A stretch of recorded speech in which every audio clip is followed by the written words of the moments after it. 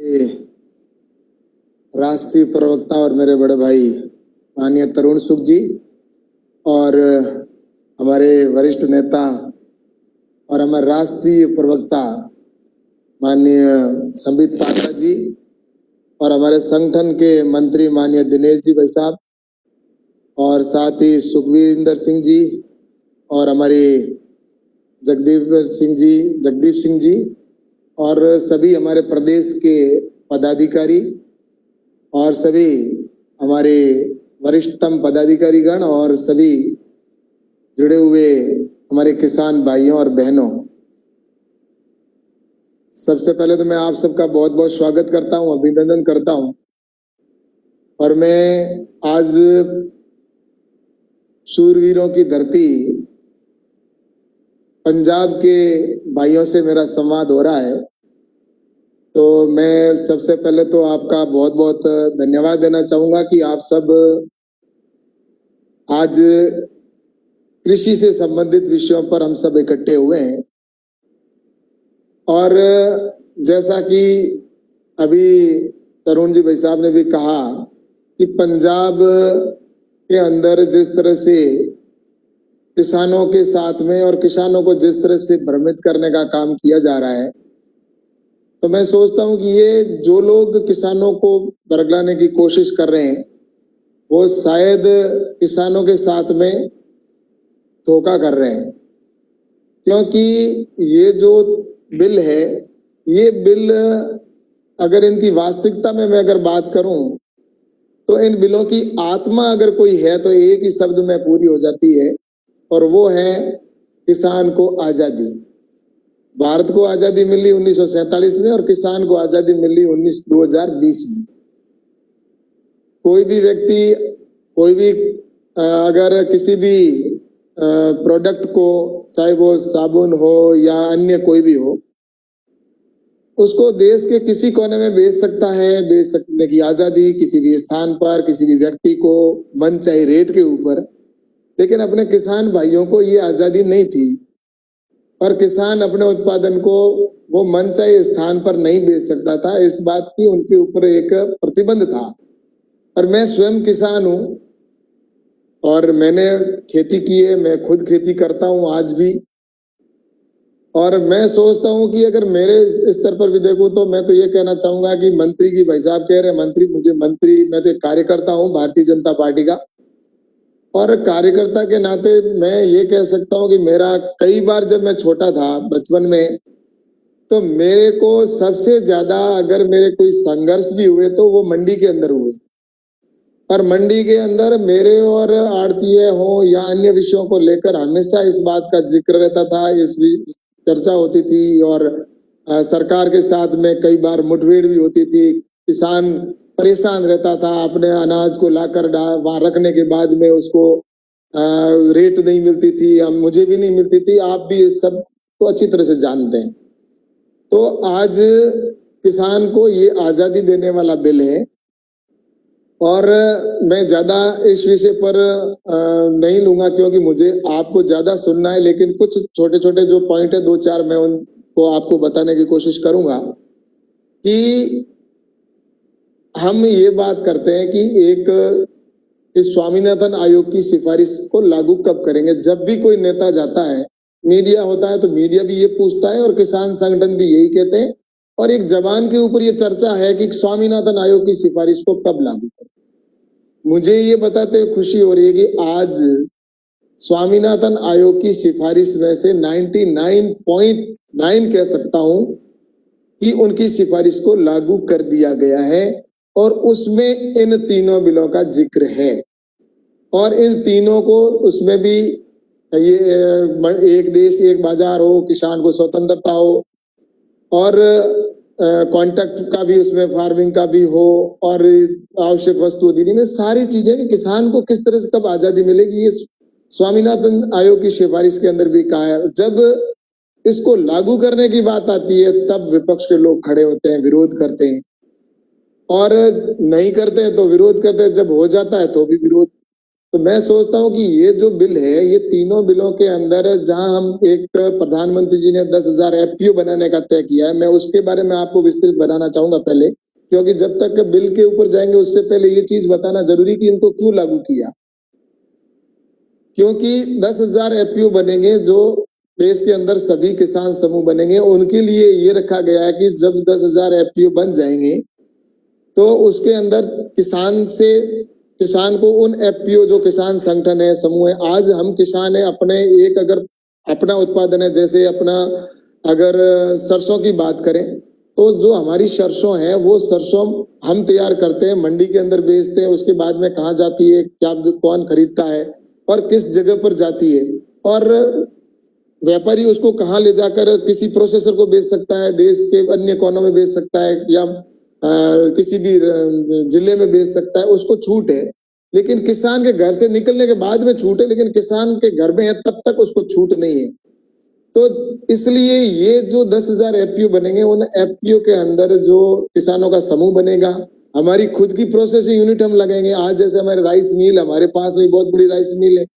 हमारे पास में सरसों की तेल की मिल लगी बनी हुई है, लेकिन किसान क्यों नहीं लगा सकता, किसान अपना संगठन क्यों नहीं खड़ा कर सकता? ये प्रधानमंत्री जी की सोच है कि आने वाले टाइम के अंदर किसान, एक अकेला किसान प्रोसेसिंग यूनिट नहीं लगा सकता। एक अकेला किसान अपनी कोई भी जैसे अगर टमाटर से टमाटो सॉस नहीं बना सकता, इसकी फैक्ट्री नहीं लगा सकता, किन्नू से या अनार या उसका जूस नहीं बना सकता। लेकिन जब हम सब संगठित हो जाएंगे तो इसको बहुत आसानी के साथ कर सकते हैं। तो ऐसे 300 किसान कम से कम होने चाहिए, अधिकतम 30,000 हो या 3 लाख हो, किसी कितने भी किसान इकट्ठे होकर एक ग्रुप बनाएंगे। उनमें भारत सरकार की ओर से 15 लाख रुपए इक्विटी ग्रांट के सहयोग मिलेंगे और 18 लाख रुपए एफपीओ को चलाने के लिए मिलेंगे। उसमें एक सैलरी के 40,000 रुपए 3 साल के लिए तनख्वाह मिलेगी और इसके अतिरिक्त उसको ऑफिस किराया है, टेलीफोन बिल है, लाइट का बिल है, ये सारे मिलेंगे और साथ ही रजिस्ट्रेशन की फीस है वो भी मिलेगी। 40,000 रुपए होती है, वो भी कंप्यूटर का खर्चा सारा भारत सरकार देगी। ऐसे करके 18 लाख रुपए की सहायता मिलेगी और 15 लाख, वो टोटल मिलाकर एक एफपीओ को 33 लाख रुपए की सहायता मिलेगी। और इसके अतिरिक्त उसके किसान को जो प्रोसेसिंग यूनिट लगाएंगे तो उसके चाहे 1 करोड़, 2 करोड़, 5 करोड़, 10 करोड़, अगर आप राइस की मिल लगाना चाहते हैं तो जितना पैसा चाहिएगा एफपीओ को उतना भारत सरकार देगी, जिसका बिना मॉर्गेज मिल देना है और 7 साल में वापस उसको लौटाना है और उसमें सब्सिडी का भी प्रावधान किया गया है। तो ये जो उसका प्रॉफिट होगा वो सारे किसानों का अनाज एक जगह पर आएगा उसी प्रोसेसिंग यूनिट में, उसके लिए उसको वहीं से प्रोसेसिंग करके और फिर हमारे को बेचना है। और इसमें एक और रहेगा, 2 करोड़ रुपए की बैंक गारंटी भी मिलेगी। अगर किसान को पहले उसे एफपीओ के पास में पैसा नहीं है तो 2 करोड़ रुपए तक की बैंक गारंटी के तौर पर वो खरीद भी सकेगा। अपने कोई अगर प्रोडक्ट और कोई मशीनरीज वगैरह खरीदनी चाहता है, ट्रैक्टर, रोटावेटर, थ्रेशर किसानों को देना चाहता है तो वो भी कर सकता है, बीज लेकर किसान को अच्छा दे सकता है। तो इस नाते भी ये एफपीओ के अंदर वो कर सकेंगे। और इसके बाद में सबसे बड़ी ये व्यवस्था की गई है कि अगर सपोज दैट एफपीओ का संचालन करने में हमें तकलीफ आती है और एफपीओ संचालन हम नहीं कर पाते हैं और अगर मान लो कह सकते हैं कि एफपीओ फेल हो गया और ऐसे समय में वापस जो पैसा बैंक को लौटाना होगा, उसमें भी भारत सरकार ने ऐसी व्यवस्था की है कि पैसा अगर एफपीओ फेल हो गया तो भारत सरकार बैंक को पैसा देगी, एफपीओ के किसानों को देने की इसमें आवश्यकता नहीं रहेगी। ऐसा हमने अलग से फंड भी बनाया। तो कुल मिलाकर किसानों को आत्मनिर्भर करने के लिए सारी योजना, इसमें एक इंडिविजुअल किसान का भी रखा है। अगर कोई व्यक्तिगत, जैसे कोई अगर मेरा भाई है किसान है, वो चाहता है कि मैं अपनी इंडिविजुअल एक कोई प्रोसेसिंग यूनिट लगाना चाहता हूँ, खुद की मिल लगाना चाहता हूँ प्रोसेसिंग की, तो उसके लिए 3 करोड़ रुपए तक भारत सरकार देगी। ये अभी आत्मनिर्भर भारत पैकेज की घोषणा जो है इसमें ये सारे प्रावधान किए। तो उसके अंदर 3 करोड़ रुपए 3 साल और 7 साल में उसमें भी वापस देना है और बैंक गारंटी उसमें बिल्कुल नहीं रखी है, कोई डॉक्यूमेंट्स जमा नहीं करवाना है, किसी भी प्रकार का मॉर्गेज नहीं रखना है, ये सारी चीजें। और ये इसके अंदर आत्मनिर्भर भारत पैकेज के अंदर एक अलग से और प्रोजेक्ट है जिसमें क्लस्टर के रूप में भी है। उसके अंदर भी अगर कोई 5 क्लस्टर एक स्थान पर अगर एक साथ लगाना चाहता है कोई प्रोसेसिंग यूनिट एक ही जगह पर, अगर तो उसके अंदर ये प्रावधान है कि 25 करोड़ रुपए तक की उसमें पैसा मिलेगा और 25 करोड़ में 10 करोड़ की सब्सिडी का प्रावधान है। तो ये सारी चीजें प्रधानमंत्री जी ने आज सम्मान निधि के तौर पर जो पैसा जो पहली बार योजना प्रारंभ की है 6,000 रुपए किसान सम्मान निधि के तौर पर दिए जा रहे हैं।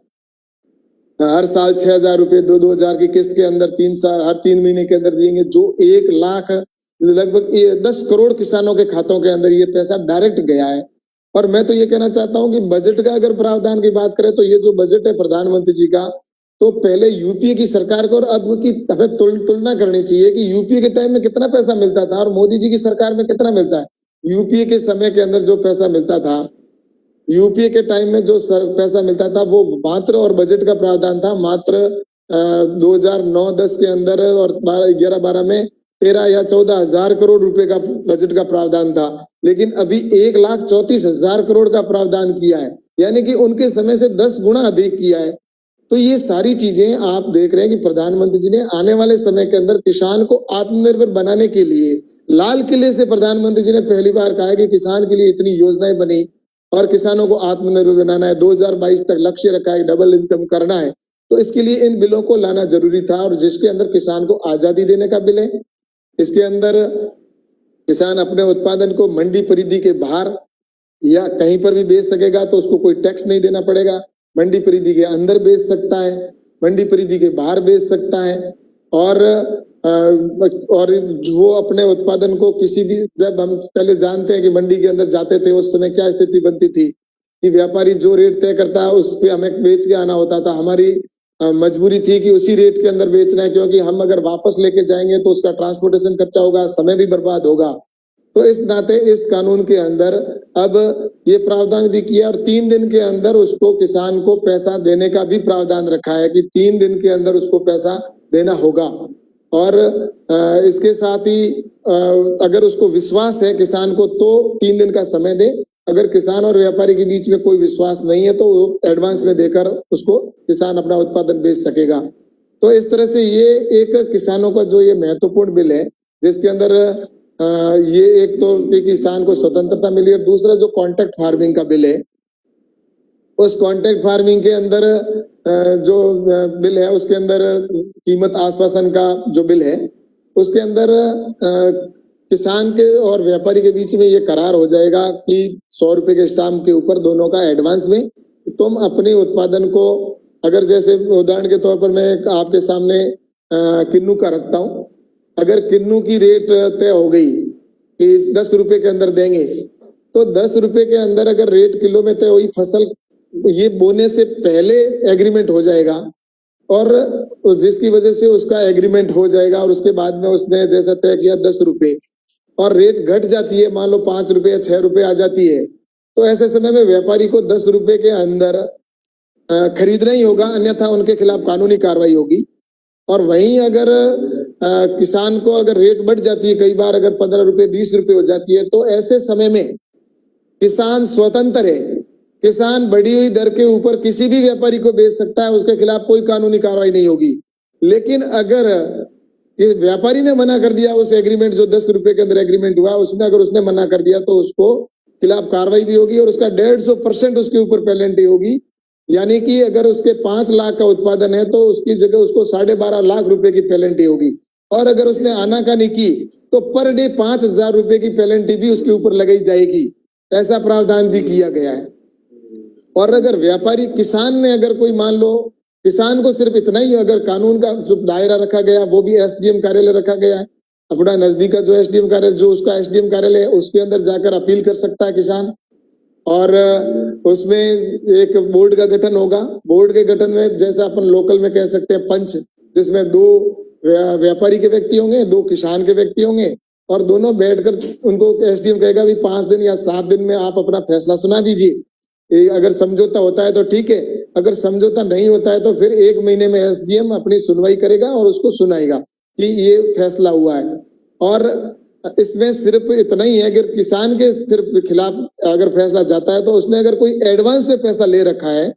तो उसको वापस लौटाना होगा। इसके अतिरिक्त किसान के खिलाफ कोई कार्रवाई एसडीएम नहीं कर पाएगा। और इसमें यह भी रखा है कि किसान अगर कोई पैसा उसको एडवांस में लिया वो लौटाना भी है, तो लौटाने के लिए वो किसान से पूछेंगे कि आप इसको 10 दिन में देंगे, या 4 महीने बाद देंगे, या 1 साल बाद देंगे, या अगली फसल आएगी तब देंगे, या किस्त में देंगे। जैसा व्यापारी किसान कहेगा उसके अनुसार उसको एग्रीमेंट के उसके एसडीएम फैसला सुनाएगा। तो कुल मिलाकर इसमें जमीन से संबंधित कोई भी शब्द का प्रयोग नहीं होगा। जैसे कहा जाता है कि कॉर्पोरेट जगत के लोग आएंगे, अंबानी आ जाएगा, अडानी आ जाएंगे या दूसरे कॉर्पोरेट के लोग आएंगे, फसल का किसान के खेतों को हथिया लेंगे। इसके अंदर सिर्फ एग्रीमेंट होगा, वो जमीन का कोई शब्द का प्रयोग नहीं होगा। उसमें सिर्फ जो एग्रीमेंट होगा वो फसल का एग्रीमेंट होगा,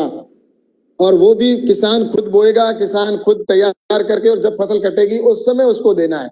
और इस तरह से ये एग्रीमेंट होगा। और इसके अंदर ये भी किया गया कि अगर कोई वहां पर एग्रीमेंट खत्म हो जाता है और उसका खत्म होने के बाद 5 महीने, 5 साल या 6 साल बाद में जब एग्रीमेंट खत्म होगा, इस बीच में अगर उसने कोई वहां पर इंफ्रास्ट्रक्चर खड़ा कर दिया, कुछ अगर मकान बना दिया, कोल्ड स्टोरेज वेयर हाउस बना दिया, तो वो जब एग्रीमेंट खत्म हो तब या तो तोड़ के ले जाए या छोड़ के जाए,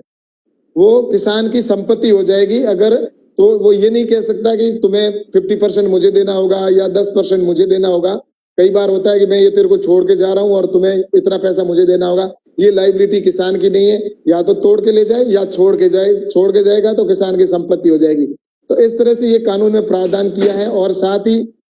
एसडीएम के पास में जो सुनवाई होगी, वो एसडीएम की सुनवाई का फैसला 30 दिन के अंदर उसको सुनाना होगा। और किसान को इस कॉन्ट्रैक्ट के अंदर बिल्कुल ही सिक्योर कर दिया है कि किसान के पास में अब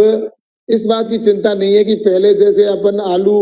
में बोते थे, तो आलू जब फसल आती बोते उस समय तो होती थी 30 रुपए 40 रुपए, और फसल कटने के समय में रेट हो जाती 3 रुपए 4 रुपए। तो किसान जो होता है, किसान के साथ में ये कोई गारंटी नहीं होती कि मेरी फसल किस रेट में बिकेगी। लेकिन अब इसके माध्यम से किसान को अच्छी रेट मिलेगी और किसान को पहले से ही तय हो जाएगा कि मेरी फसल इस रेट में बिकने वाली है। तो ये कॉन्ट्रैक्ट फार्मिंग की वजह से आज मैं एक उदाहरण के तौर पर भी कहना चाहूंगा कि अभी राजस्थान के एक कार्यकर्ता मेरे पास आए थे। उन्होंने कहा कि मेरे पहले जब मैं मंडी के अंदर जाता था, मेरी उसके पॉली हाउस था, पॉली हाउस के अंदर वो खीरे की खेती करता था, तो मंडी के अंदर टैक्स लगता था और मुझे वहां सुबह 4 बजे जाना पड़ता था। लेकिन 3-4 दिन पहले वो आया, मुझे कह रहा है, मुझे उन्होंने बताया कि अभी हमारे सीकर और झुंझुनू से उधर से व्यापारी आए हैं और उन्होंने आके कहा कि अगले आने वाले 10 दिन की या 1 महीने की जो भी फसल होगी, मैं तुम्हारे घर पे गाड़ी भेजूंगा और तुम्हें एडवांस में पैसा दूंगा और तुम मुझे दोगे। तो अब वो किसान कह रहे हैं मेरे लिए कानून बहुत अच्छा हो गया कि मुझे मंडी नहीं जाना पड़ता, मेरा ट्रांसपोर्टेशन का खर्चा बच गया, मेरे को एडवांस में पैसा देकर मेरा उत्पादन ले जा रहा है। तो ऐसा ही भविष्य के अंदर हमारे पंजाब के अंदर भी होना है। आज पंजाब के लिए किसानों से मैं सबसे यही कहना चाहूंगा कि ये जो बिल है, जैसा मैंने पहले योजनाएं बताई, ये सारी एक दूसरे के साथ में जुड़ी हुई है। जब हम किसान को आत्मनिर्भर बनाना चाहते हैं, देश के किसान को आगे बढ़ाना चाहते हैं, जो प्रधानमंत्री माननीय नरेंद्र मोदी जी की ने किसानों के लिए इतनी इतनी योजनाएं बनाई है और किसान को ये जो खुद की प्रोसेसिंग यूनिट के लिए एफपीओ बनाने का तय किया है, इतना बड़ा सब प्रोसेसिंग किया जो योजना बनी है, तो मैं सोचता हूं कि आने वाले समय के अंदर किसान निश्चित रूप से स्वतंत्र तो हुआ है, आत्मनिर्भर भी होगा। और किसान के अंदर एक हमेशा से होता आया है कि मैं सब जगह सुनता आया हूं, आपने भी सुना होगा कि उत्तम खेती, मध्यम व्यापार, लास्ट में नौकरी को नीच नौकरी कहा करते थे। लेकिन इन 70 सालों के अंदर देखा आपने कि जिस तरह से किसान के नाम पर शोषण हुआ, किसान के नाम पर राजनीति हुई और किसान को चुनाव के समय में कई प्रलोभन दिए जाते कि किसान को कभी कहते ये कर दिया जाएगा, वो कर दिया जाएगा, और उसके बाद में पता नहीं किसान के हाल पर ही छोड़ दिया जाता था। लेकिन कभी उत्तम खेती की और किसी ने कदम नहीं बढ़ाया। किसान का बजट ही, जैसा मैंने कहा कि 2013 तक अगर बजट ही उनका 12-13 हजार करोड़ रुपए था, तो फिर वो लोग किस मुंह से किसानों को किस तरह से कह सकते हैं कि आज जब 1,34,000 करोड़ का बजट हो गया है। और मैं ये कह सकता हूं कि आने वाले समय में उत्तम खेती होगी और जो मेरे युवा साथी गांव को छोड़कर और पलायन करके शहरों की ओर चले गए, मैं दावे के साथ मैं कहता हूं कि भविष्य के अंदर मेरे वो भाई वापस गांव में आएंगे, गांवों की ओर रुख करेंगे और उत्तम खेती होगी।